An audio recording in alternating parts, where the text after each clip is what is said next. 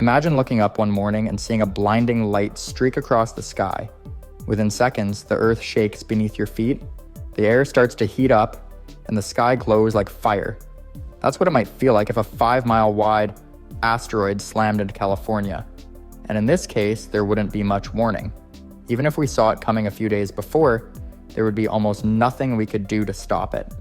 A 5-mile wide asteroid is about the size of Mount Everest, and when something that massive hits Earth at around 40,000 miles per hour, it's not just a local disaster, it's the kind of event that could change the planet. If it struck on land anywhere in California, the first thing to go would be the ground itself. The moment of impact would release energy equal to billions of tons of TNT. That's more powerful than every nuclear bomb ever made combined.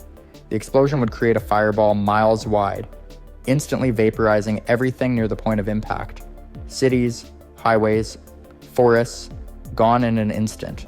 The temperature would rise so fast that people in buildings within hundreds of miles would be incinerated before they even heard the sound of the explosion. The impact would throw huge chunks of earth and rock miles into the sky, sending a massive shockwave rippling out in all directions. Buildings would collapse, power lines would be ripped down, water pipes would burst. Everything in the surrounding area would be leveled. This wave would move so fast and hit so hard it would be like a hurricane, an earthquake, and a volcanic eruption all rolled into one, but worse. If it hit near Los Angeles, the city wouldn't just be destroyed, it would be completely erased. Right after the impact, a massive crater would form, likely over 50 miles wide and several miles deep.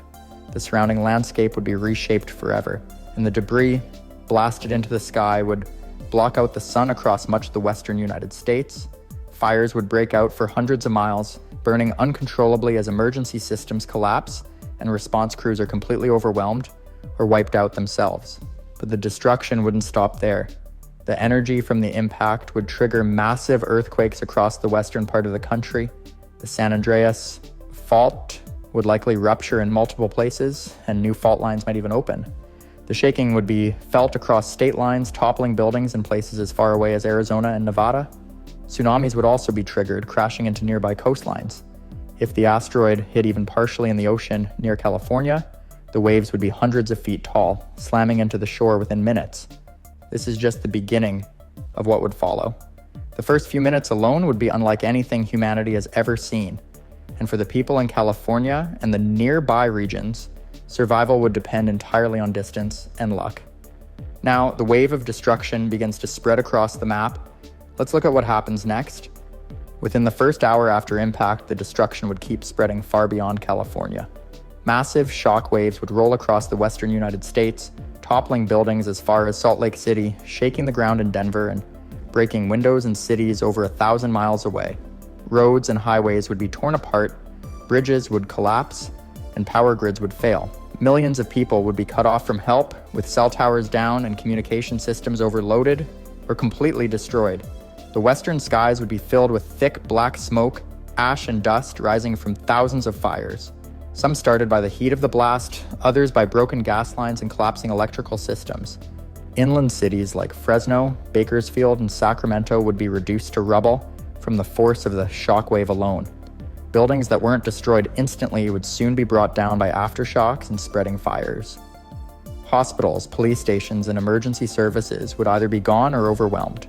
Survivors would be scrambling to find clean air, shelter, and water. With debris covering the roads and the entire region in chaos, evacuation would be nearly impossible. Planes wouldn't be able to fly through the ash-filled skies, and helicopters could only reach a limited few before running out of fuel or being grounded by dangerous winds. As the blast zone widens, coastal cities like San Diego, San Francisco, and even parts of Seattle would be hit by massive tsunamis if the asteroid struck near the Pacific Ocean. These waves could reach heights of several hundred feet, flooding entire cities and washing away ports, airports, and residential areas. The salt water would flood deep inland, leaving behind toxic sludge and wreckage. Ships out at sea would either be capsized or lifted and hurled onto land by the force of the water. Entire neighborhoods would be swept away like driftwood. Meanwhile, the skies would darken across the entire continent. The asteroid would throw up millions of tons of dust and ash into the atmosphere, carried by the upper-level winds across the country. Places as far as Texas and even the East Coast would soon see ash falling from the sky like dirty snow. The sun would grow dim and temperatures would begin to drop, especially at night. People would be forced indoors, not just because of the danger, but because the air would be filled with ash particles that could clog lungs and poison water sources. By the end of the first day, tens of millions of people across the western half of the country would either be injured, displaced, or missing. Emergency broadcasts would play on repeat if they were still functioning, warning people to stay inside, wear masks, and avoid contaminated water. The US government and military would begin mobilizing, but the scale of the disaster would be beyond anything ever prepared for. Entire states would essentially be cut off, operating without fuel, electricity, or any connection to the outside world. And the worst part, this was still only the beginning. In the next part, we'll look at what happens over the next week and month, how far the damage spreads, which cities survive, and what the world starts to look like as the ash settles. Over the next few days, the damage would grow even worse as the full effects of the asteroid hit start to unfold.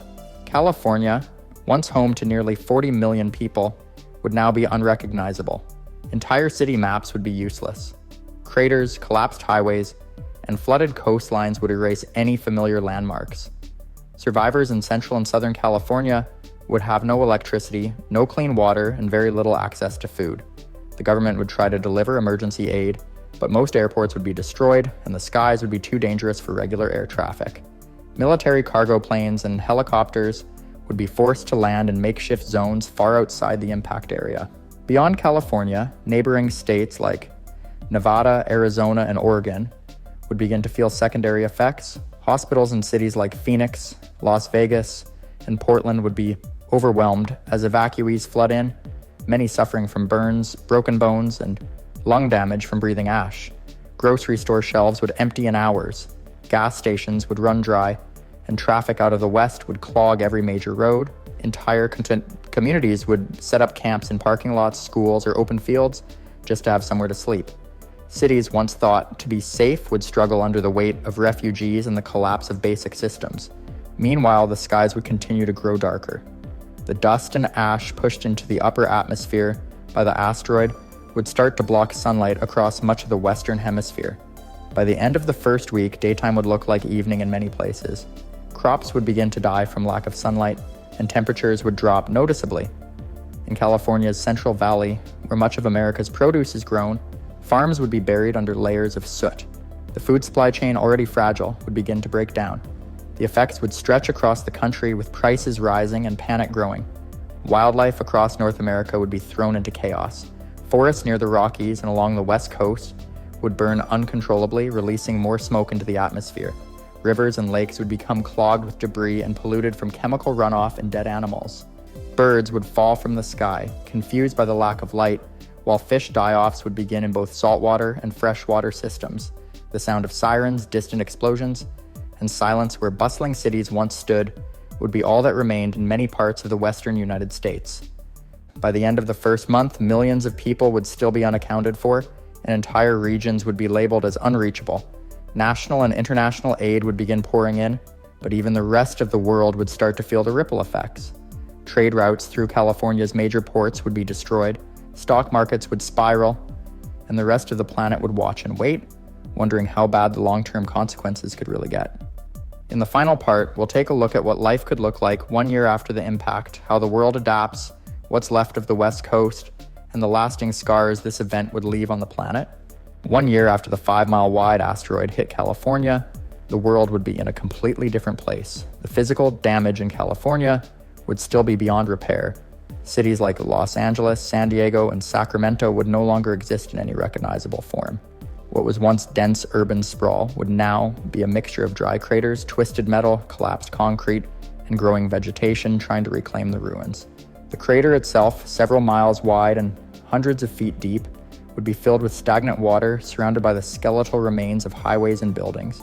It would become a dead zone, not just from the impact, but from radiation and lingering atmospheric poisons kicked up during the explosion. For those who had survived, life would be about survival, not rebuilding. Makeshift towns would rise in the outskirts of the country, formed from shipping containers, scrap metal, and salvaged supplies. Most survivors would live without electricity, plumbing, or regular medical care. Diseases would spread faster in overcrowded shelters, and clean water would still be a daily struggle. Many would have moved to the east, trying to escape the choking air and find stability, but the entire country would be facing its own set of problems by then. The rest of the Russia United States would now be dealing with a completely shifted economy. With California's agricultural centers gone, there would be a long-term food shortage. Farms in the Midwest and Southeast would try to keep up, but the loss of the Central Valley alone would have driven produce prices through the roof. Gas and oil would become even harder to transport, with so much of the West Coast shipping infrastructure destroyed. Unemployment would skyrocket, whole industries tied to the tech world, entertainment and trade would disappear overnight. The economic weight of rebuilding just a fraction of what was lost would be unlike anything the country had ever faced. The atmosphere itself would still be unstable. With so much ash and debris pushed into the sky, weather patterns would shift dramatically, global temperatures would drop. What scientists call an impact winter would settle in. Crops around the world would suffer, not just in the US, but across Europe, Asia, and parts of Africa. The sky would remain tinted in shades of gray, with red sunsets and dim mornings becoming the new normal. Climates would change rapidly, causing storms in places that rarely experienced them and drying out areas that used to be lush. But even with all this destruction, the world would try to move forward. People would form new governments in damaged regions. Aid from around the globe would help keep some areas stable. Scientists would spend years studying the crater, the asteroid fragments, and the effects on Earth's climate. And slowly the global conversation would shift from shock to survival, then to prevention. It would become clear that space isn't just vast and empty, it's filled with potential threats. And after witnessing what a single rock 5 miles wide could do, no one would ever look at the sky the same way again.